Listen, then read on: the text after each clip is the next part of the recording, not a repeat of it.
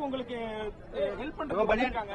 இது நீங்க எப்படி சார் பாக்குறீங்க? சார், தமிழகத்துல 400 விவசாயிகள் வறட்சினாலையும் கொடுமை தாங்க முடியாமலையும் வங்கிகளுடைய மேனேஜருடைய கொடுமைத்தான தற்கொலை பண்ணிட்டாங்க. இதெல்லாம் இந்த கொடுமைக்காகத்தான் நாங்க அங்க சொல்லி சொல்லி பார்த்து ஒண்ணுமே ஆகல. டெல்லியில 12 நாளா உட்கார்ந்துருக்கோம். எங்களை மந்திரிகள் மதிக்க மாட்டேங்கிறாங்க. விவசாயிகளை தீண்ட தகாதற்கு இந்த காலகட்டத்தில்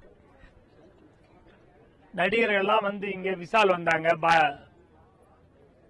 ஐயா பிரகாஷ்ராஜ் வந்தாங்க, இந்த பாண்டியராஜன் வந்தாங்க.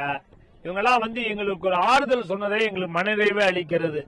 எங்களை காப்பாற்றுவார்கள், எல்லாம் நாட்டில் இருக்க எல்லோருமே காப்பாற்ற நம்பிக்கையில நாங்க எங்களோட இந்த போராட்டம் தொடர்கிறது. இன்று ஒருத்தர் செத்து போன மாதிரி படுத்தே இருக்காரு.